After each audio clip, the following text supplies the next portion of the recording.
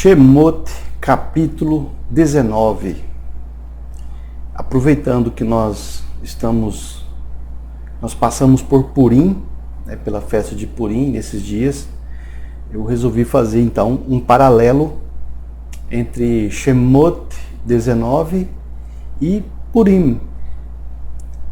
E tem tudo a ver. Purim com Shemot, capítulo 19. A começar pelo capítulo 19, versos 5 e 6, que diz: E agora, se vocês me obedecerem e guardar a minha aliança, vocês serão para mim um tesouro dentre todos os povos, porque minha é toda a terra. E vós sereis para mim um reino de príncipes e uma nação Kadosh. Estas são as palavras que falarás aos filhos de Israel. Moshe, ele tinha que transmitir para os filhos de Israel essas condições para que os israelitas, para que Israel se tornasse a nação Kadosh, a nação separada, a nação especial do Criador. E qual que é a condição? Se vocês me obedecerem e guardarem a minha aliança. Essa é a condição. E essa condição, ela vem desde o Gan Eden, se Adam e Havá, se eles tivessem guardado, se eles tivessem obedecido a aliança que o Eterno fez com eles, a vida deles teria sido outra. O destino da humanidade teria sido outro. Todos os povos seriam um só povo.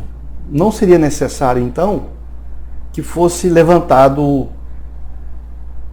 a nação de Israel, o povo de Israel, para poder tentar andar pelo mundo, se espalhar pelo mundo e trazer toda a humanidade ao Criador. Então, Shemot 19 tem uma grande conexão com Purim.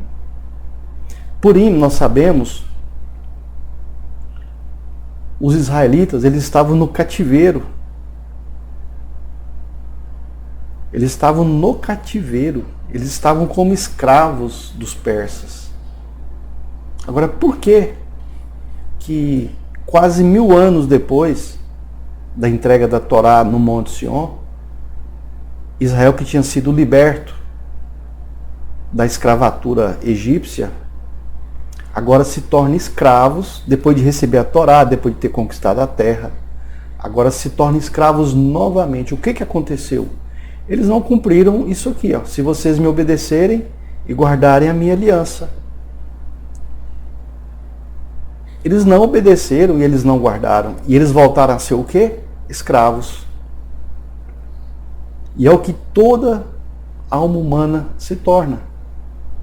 Não obedece a Torá, não guarda a aliança com o Eterno, se torna escravo de alguma maneira. E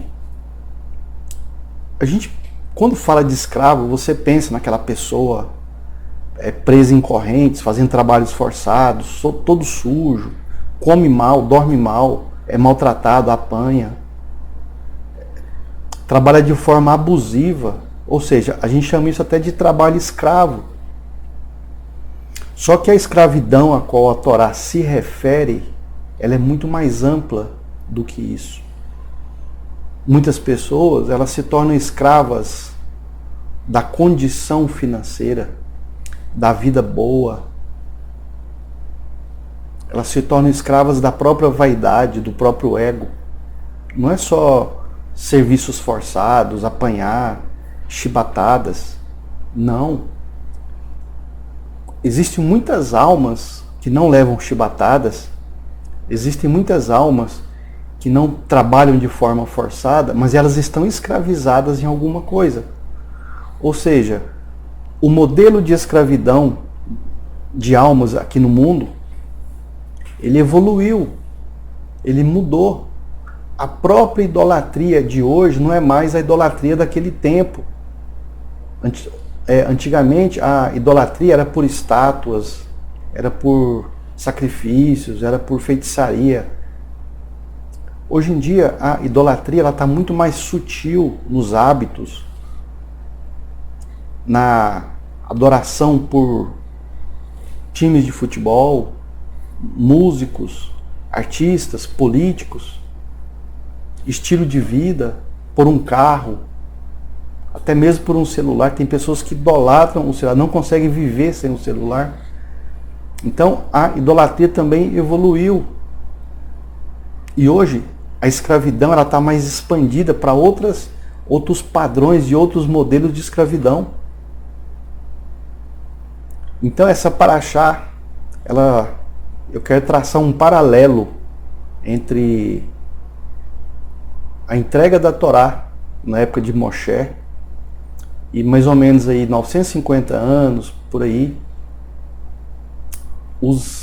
a tribo de Eudá no cativeiro persa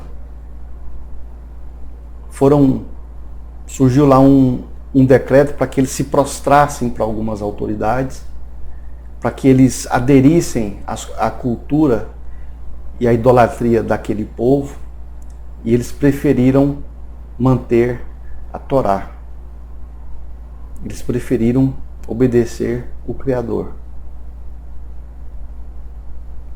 Mas qual é o paralelo que nós temos entre Shemot 19 e Purim? Como que a gente pode conectar essas duas épocas da história do povo de Israel?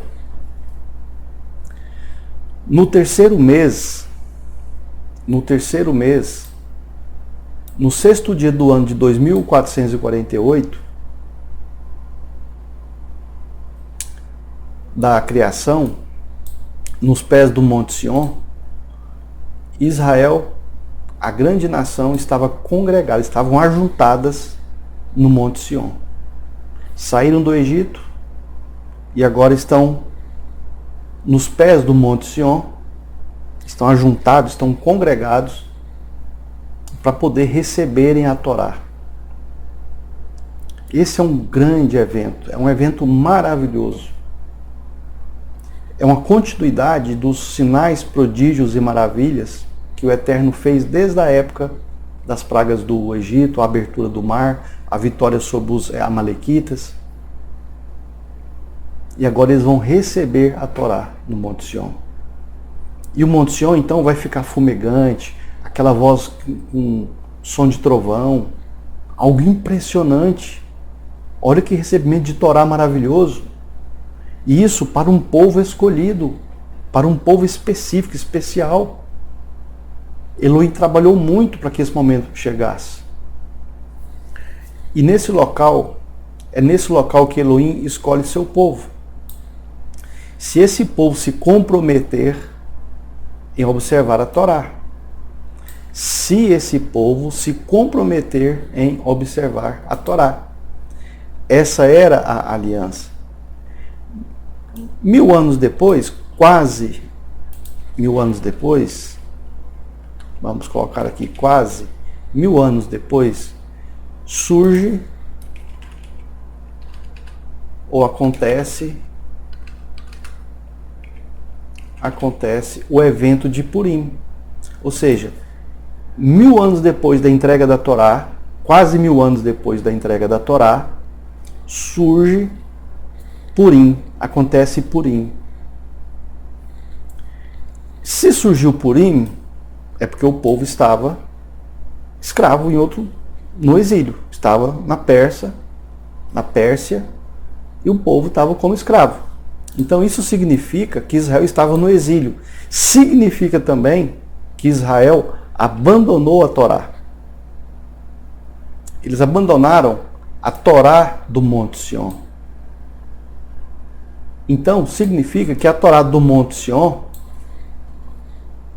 profeticamente falando, ela tinha um tempo de validade. Porque se Israel mantivesse a aliança pela Torá, não teria prazo de validade, Israel não estaria como escravos na Pérsia, escravos da Babilônia anteriormente, e não estavam escravos na Pérsia. Ou seja, aquela aliança com a Torá, ela foi quebrada. Ela teve um começo, um meio e teve um fim. Ela teve um prazo de validade. E nós podemos entender também disso tudo, que aquela Torá que foi entregue naquelas condições, com sinais, prodígios, voz de trovão, aquela montanha fumegante, aquele espetáculo todo, se Israel deixou de cumprir com o passar do tempo, quase 1000 anos depois, é porque aquela Torá, de alguma forma, ela era vulnerável. Ela não se firmava, ela não se concretizava no meio do povo de Israel. Ou seja, ela era vulnerável, era uma Torá vulnerável. E teria dificuldades em ser transmitida e obedecida pelas gerações futuras. E foi isso que aconteceu. Ela impressionou aquela geração, eles receberam aquela Torá, por um tempo eles praticaram, mas teve dificuldades em transmitir e em obedecer pelas gerações futuras. E foi o que aconteceu. Tanto é que com o passar do tempo, essa Torá foi ficando fraca, até que eles passaram a transgredir, a imitar o costume dos outros povos, a viver como os outros povos viviam, a ser influenciados, sincretizados por outras culturas. E com isso a Torá, ela enfraqueceu. Ou seja, teve um tempo de validade. Aos poucos, os efeitos da saída do Egito perderam força. Do cativeiro egípcio, outras vezes Israel se torna escravos em outras nações. O recebimento da Torá no Monte Sião, de alguma maneira, o recebimento da Torá no Monte Sião, de alguma maneira, persuadiu Israel a aceitar a Torá. Persuadiu Israel a aceitar a Torá. Aquela forma de recebimento da Torá impressionante, com sinais e maravilhas e prodígios, de alguma maneira, persuadiu Israel a aceitar a Torá. Por essa razão, o texto em Shemot 19:17 diz que Israel estava sob o pé do monte. Olha essa afirmação que passa batido na leitura comum. Israel estava sob o pé do monte. Como que a gente poderia entender que Israel estava sob o pé do monte? De uma forma bem figurativa, bem alusiva, bem folclórica mesmo. É como se a montanha estivesse em cima da cabeça deles. Olha, se vocês não aceitarem, a montanha vai cair em cima de vocês. E eles com medo, aterrorizados com aqueles barulhos que faziam lá no Monte Sião, eles aceitaram a Torá. Como que não aceita? O próprio texto diz que Elohim colocou limites. O próprio texto diz que Elohim colocou limites. Então, quando o Eterno dá ordem para Moshe chamar o povo, ele colocou ali alguns limites, onde em um determinado espaço, os Koanim, os sacerdotes, ficariam ali. Aí foi tendo algumas escalas, né, onde certo grupo ficava na posição, por exemplo, era Moshe, Aharon, os Koanim, os levitas e assim por diante.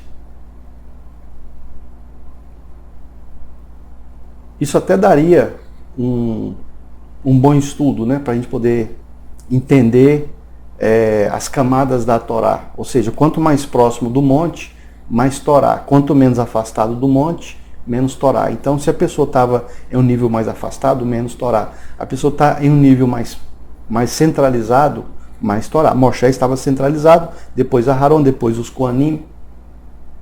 Então, o texto diz O próprio texto diz que Elohim colocou limites, como se fossem níveis, para quem está mais próximo da Torá e para quem está mais distante da Torá.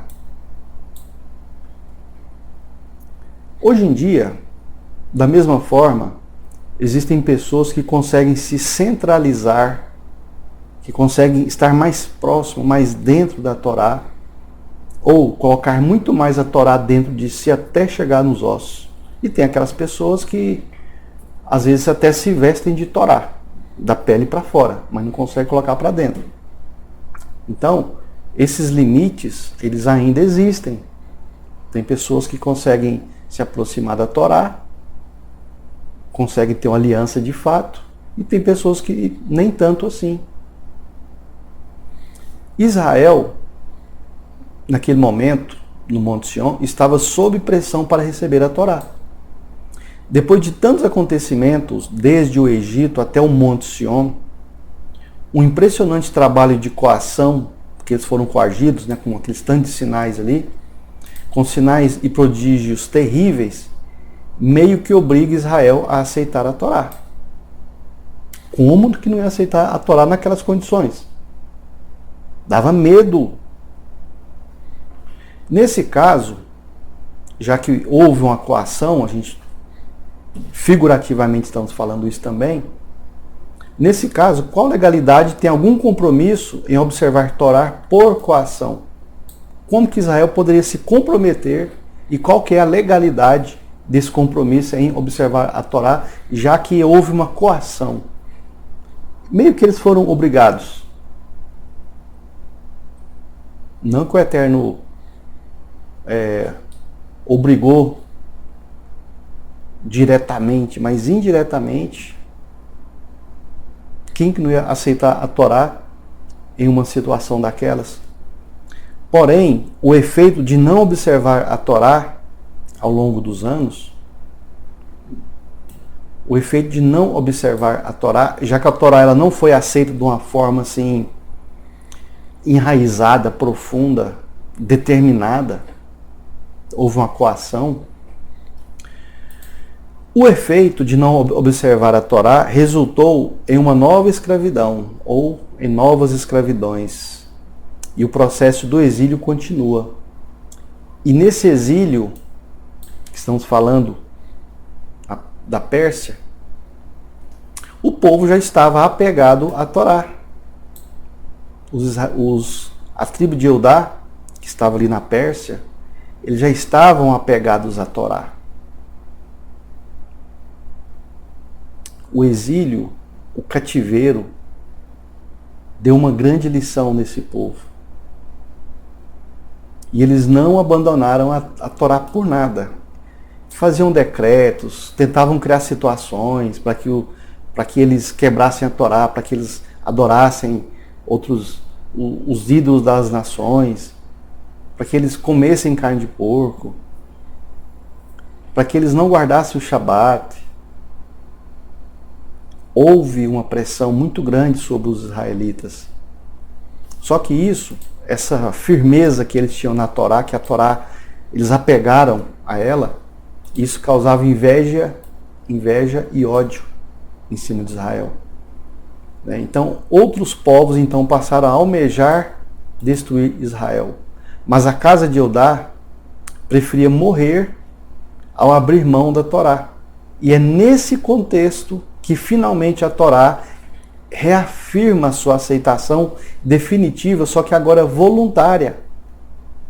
Por que a gente está falando voluntária agora? Porque a outra foi coagida. A entrega da Torá no Monte Sião, houve uma coação. A barra foi forçada ali para eles receberem a Torá. Mas agora eles estão de forma voluntária e definitiva aceitando a Torá. Porque naquela situação ali, se eles abrissem mão da Torá, eles seriam privilegiados, teriam as suas vidas poupadas, seriam bem vistos pela sociedade. Se eles negassem a Torá, mas não. Finalmente, a Torá reafirma a sua aceitação definitiva e voluntária. de forma voluntária, por vontade própria, eles preferiram manter a Torá do que abandonar a Torá, mesmo que isso custasse a sua vida. O livro de Esther não tem de forma culta, de forma clara, a presença elohímica. Você não vê ali no livro de Esther falando do Criador. Não tem. Ali só conta a história dos acontecimentos, dos fatos. Ali não tem nenhum milagre, não tem nada de sobrenatural, não tem o Eterno falando com ninguém. Você nem escuta o nome do Eterno no livro de Esther. Então, não tem nenhuma forma culta a presença elohímica. Obviamente estava de forma oculta, né? Mas de forma culta não tinha. Então não tem interferências milagrosas, nem sinais e prodígios como vimos no Egito para libertar o povo. Não tem mar para abrir e o povo passar. Não existe nenhuma montanha fumegante com voz de trovão falando abertamente com o povo. Nada. O povo estava guardando o Torá sem nenhum sinal, sem nenhum prodígio, sem nenhum milagre, sem nenhuma maravilha, sem nenhuma interferência elohímica. Era por força e natureza própria, de forma independente. Ou seja, aqui a Torá está muito mais enraizada neles do que na época que eles receberam a Torá no Monte Sião, com todo aquele espetáculo. Aqui a consciência deles, o entendimento deles da Torá já estava assim aflorado, estava muito mais claro, mesmo não tendo nenhum milagre, nenhum sinal. Mesmo com a perseguição de Amã, um dos ministros do imperador, do rei, mesmo com a perseguição de Amã contra o reino de Judá, Israel prefere ser Israel e não abrir mão da aliança com o Kadosh. Agora temos a liberdade para escolher ser Israel. No livro de Esther, capítulo 9, verso 27, eles aceitaram e estabeleceram como válido incontestável o que eles tinham aceitado 1000 anos antes, ou seja, quase 1000 anos antes. Quase 1000 anos antes, agora, na história de Esther, no capítulo 9, no verso 27, Israel está finalmente aceitando e estabelecendo como válido e incontestável o que os seus antepassados tinham aceitado 1000 anos, quase 1000 anos antes, em Sion. Só que agora sem milagre, sem prodígio e sem maravilha alguma. Agora sim a Torá está sendo aceita. Agora sim a Torá está sendo obedecida. No Monte Sião, a presença do Kadosh, isso 1000 anos, quase 1000 anos antes de Purim, no Monte Sião, a presença Kadosh era magnífica e impressionante. A entrega da Torá foi magnífica e impressionante. Elohim desceu ao monte. Mas a Torá não fixou nesse povo. E qualquer um que assistisse a essa manifestação elohímica aceitaria a Torá.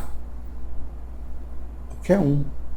O faraó, Amaleque, Amã, qualquer um.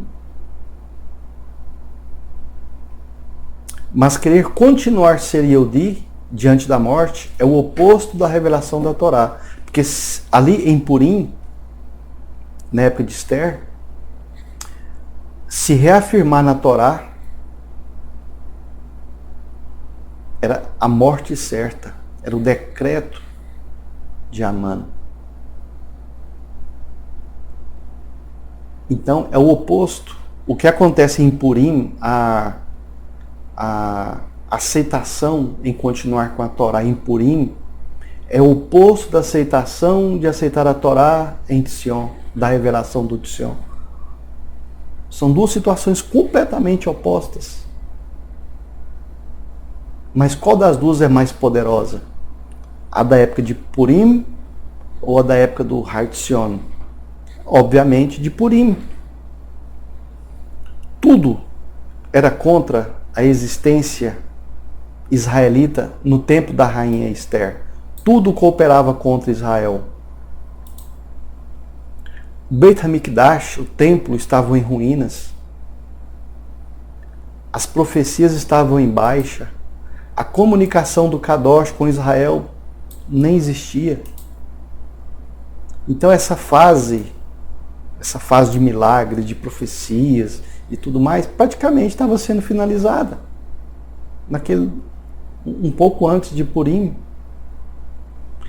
E sem todos esses milagres, sem todos esses sinais, a casa de Eudá estava convicta com sua aliança com o Kadosh. Eles definitivamente, de forma convicta, de forma clara, eles escolheram o Kadosh.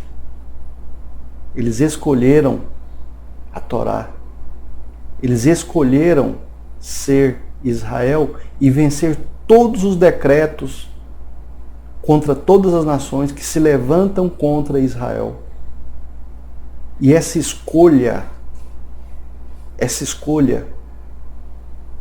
eu posso até dizer isso, ela cria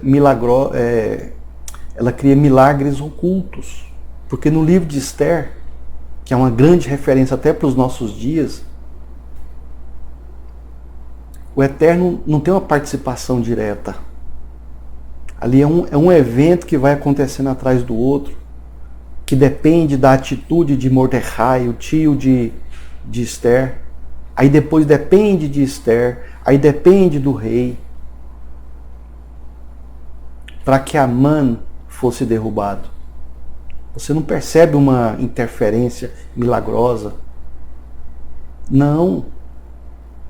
É um acontecimento atrás do outro.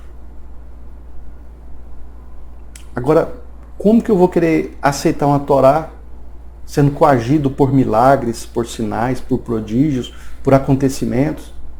A Torá, para ela se firmar dentro de você de fato, tem que ser de forma natural, consciente, tem que ser de forma plena.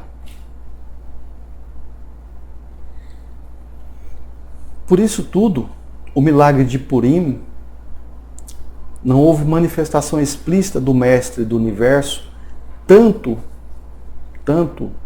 que em todo o livro de Esther não há menção alguma do nome do Criador. Aqui não fala do Criador. Aqui fala da fé da casa de Eudá, que estava no cativeiro na Pérsia, e dos acontecimentos. Mesmo assim, essa ocultação, a qual nós podemos sentir nos dias de hoje, nos estimula a exercer nossa lealdade e comprometimento com Adonai. Nossa decisão pessoal em aceitar a Torá HaKodesh, sem coerção, sem milagres, sem sinais, sem maravilhas. Então a nossa decisão pessoal em aceitar a Torá HaKodesh sem coerção, isso valida a nossa aliança com Elohim. A nossa decisão de aceitar a Torá sem coerção valida a nossa aliança com Elohim. Da mesma forma que foi em Purim. Elohim, ele continua a buscar talentosos praticantes da Torá. Isso é uma busca elohímica. Aru HaKodesh, o pessoal chama de Espírito Santo, fica andando de um lado para o outro, fica pairando sobre o caos, sobre a face do abismo, procurando talentos nesse mundo de trevas, nesse mundo de guerra, nesse mundo de mentiras, de ilusões. Aru HaKodesh fica procurando talentos praticantes da Torá. Porque pensa bem comigo, desde quando nós nascemos nesse mundo, nós somos bombardeados o tempo todo por informações, por programações do sistema, para que a gente seja, viva, trabalhe, adore, cultue as coisas que o mundo produz. Então você ser uma luz Uma pessoa que não foi influenciada por essas influências do mundo, assim como Abraão na época dele, em Ur-Kasdim, Ur dos Caldeus, e você sair fora desse sistema e você aderir ao Criador, você aceitar a aliança com o Criador, a Ruach HaKodesh vai te encontrar. Então Elohim, ele continua a buscar talentosos praticantes da Torá.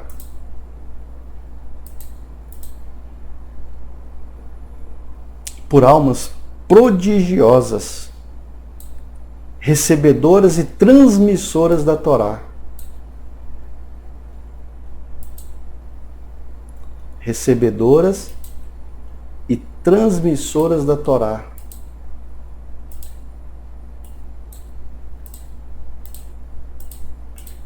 E cadê essas almas? Cadê você?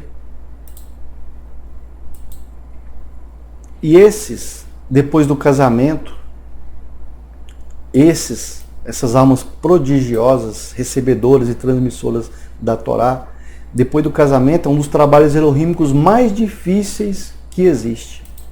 Porque nós sabemos que ajuntar duas almas em uma família, a mishpachá, é muito difícil. A maioria dos casamentos, às vezes as pessoas casam com a pessoa errada, ou casam com a pessoa certa, o casamento não funciona. Então, casamento é muito complicado de unir duas almas. E as pessoas ainda têm aquela ideia de que tem que casar com alguém parecido, alguém igual. É muito difícil. Fazer casamento, ajuntar duas almas, é muito difícil. Mais difícil ainda é você achar talentosos praticantes da Torá, almas prodigiosas, recebedoras e transmissoras da Torá.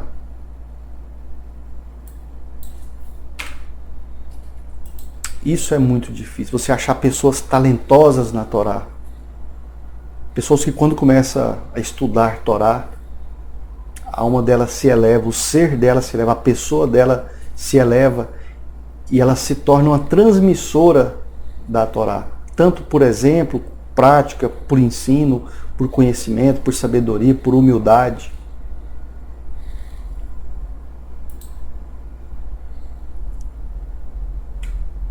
E o casamento é difícil, imagina a gente achar almas prodigiosas na Torá. Ser um cantor de sucesso, um jogador de sucesso, um esportista de sucesso, ou um político de sucesso, não é impossível. O corpo humano, a mente humana e o coração humano aprende e se adaptam às recompensas e vantagens dessas profissões. Uma das maiores inspirações para ser ou fazer algo grande é a vaidade pessoal. Sim, quando a pessoa quer ser um grande jogador de futebol, um grande político, um grande artista, uma pessoa famosa, ela quer ser isso para quê? Para ajudar alguém? Para melhorar o mundo? Não, ela quer ser isso porque isso aí é uma grande vaidade pessoal.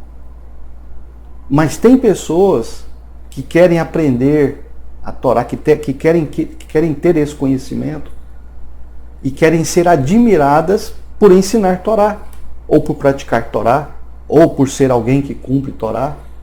E essas pessoas querem ser admiradas, elas necessitam da aprovação dos outros. Ela precisa de uma autoafirmação para se sentir grande. Então, fazer algo pela Torá a partir da vaidade pessoal não compensa, não vale a pena. Isso é uma hipocrisia. A Torá não é para isso. E na Torá não é diferente. A vaidade como veículo motivacional para receber e transmitir Torá, a vaidade como veículo motivacional para receber e transmitir Torá é a inspiração mais usada para quem sonha com o papel mais difícil da humanidade. O papel mais difícil da humanidade, do planeta Terra em todos os tempos, é ensinar, é transmitir Torá. Receber e transmitir Torá. Isso é o papel mais difícil de todos. Ir para a Lua não é tão difícil assim. Se tornar um cantor de sucesso também não era tão difícil assim. Agora, receber a Torá e transmitir a Torá, isso é muito difícil. Não porque ela não esteja ofertada, não porque ela não esteja longe da nossa boca, dos nossos ouvidos, dos nossos olhos. Ninguém precisa subir no céu para pegar a Torá. Ninguém precisa disso.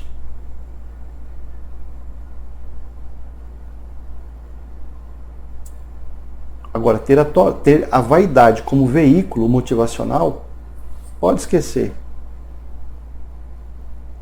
Pode esquecer, porque a Torá, ensinar Torá é uma das coisas mais difíceis que existe. Ser um guardião, ser um transmissor ou guardião da Torá, que tivessem muitos. Esse é o nosso grande sonho. Mas cadê? As pessoas às vezes têm motivações erradas para isso.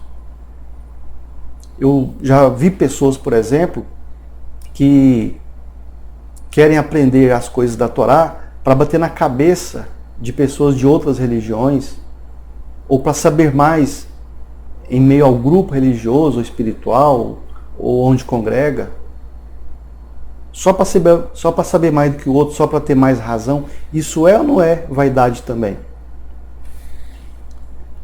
Então são poucos e raros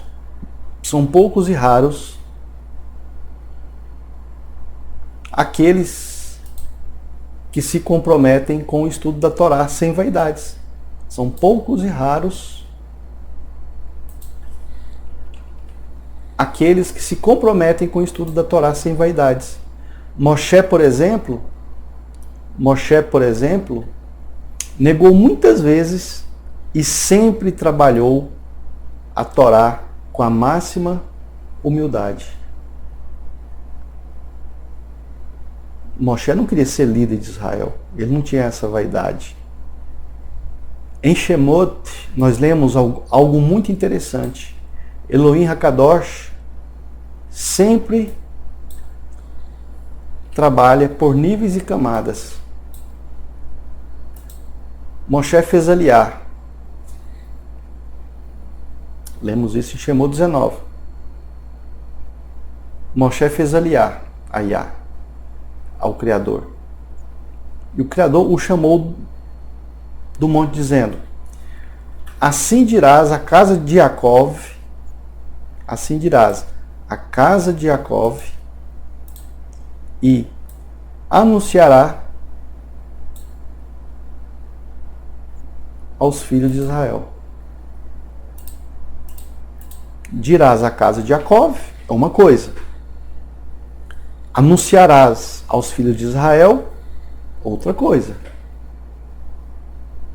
Então, ao grupo de pessoas que fazem parte da casa de Jacó, dirás, mas aos filhos de Israel anunciarás.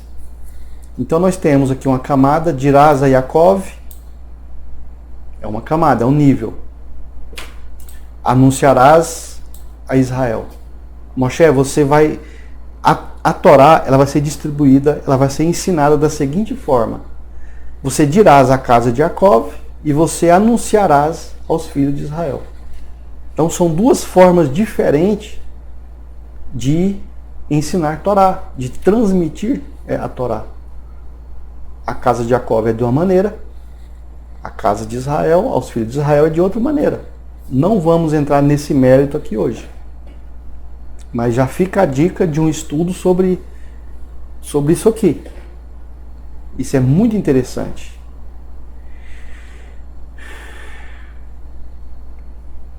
Primeiro, os filhos diretos de Jacó, né, onde dirás a Jacó, que é o nível 1. Primeiro, vamos deixar assim, primeiro,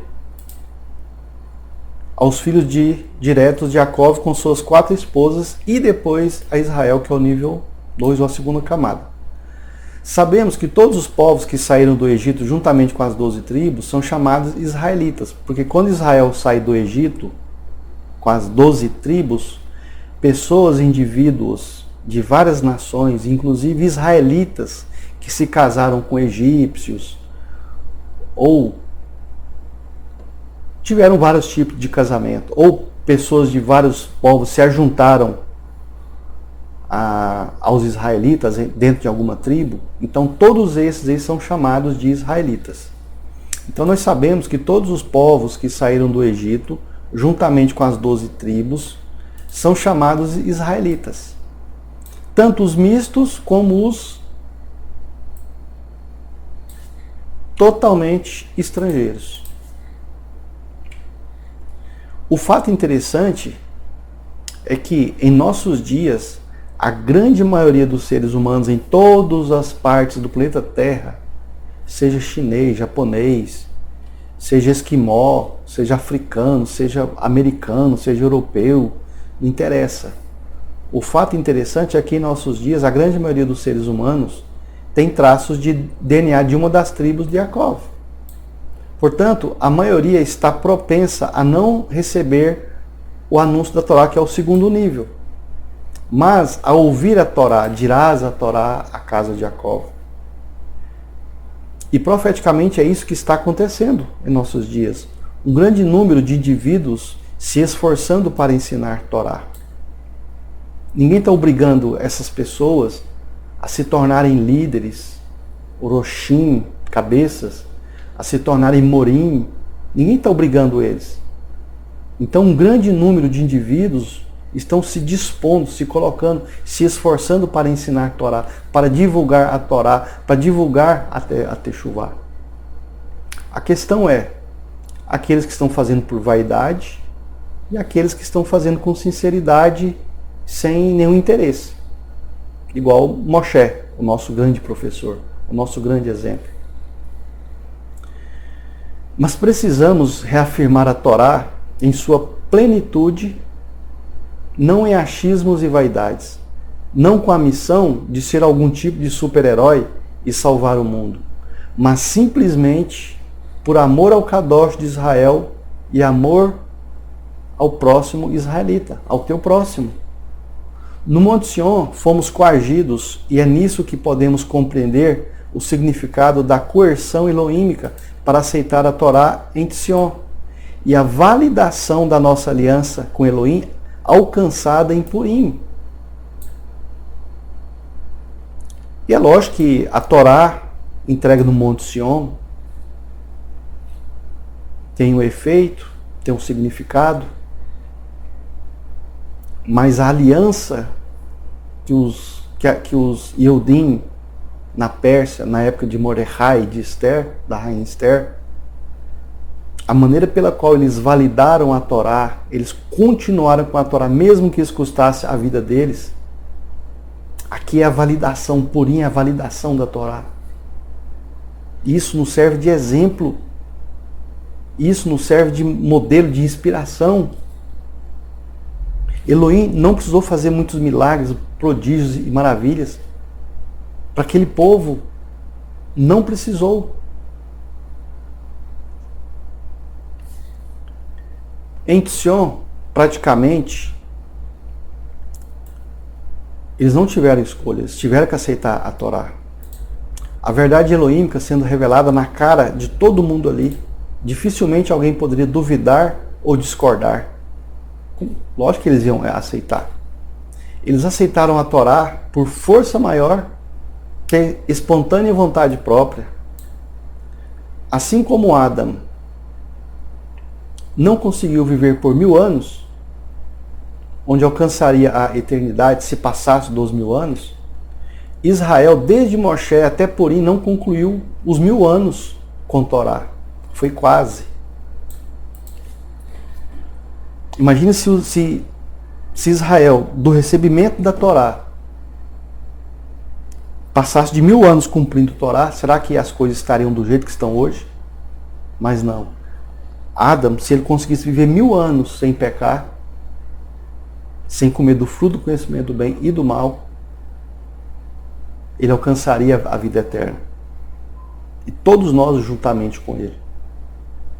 Quando Israel recebeu a Torá no Monte Sião, através de Moshe, se eles conseguissem 1000 anos ininterruptos, sem pecar, cumprindo a Torá, a história de Israel seria outra. Não tinha mais exílio, não tinha mais cativeiro, não tinha queda do templo. Assim como Adam, Adam viveu quase 1000 anos. Israel quase completou 1000 anos cumprindo a Torá, mas não conseguiu, eles não conseguiram 1000 anos.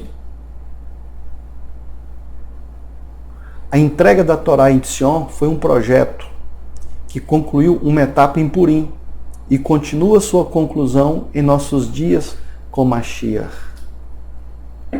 Então essa aqui é a nossa paraxá de hoje. Eu sei que ficou aí alguns mistérios nessa paraxá.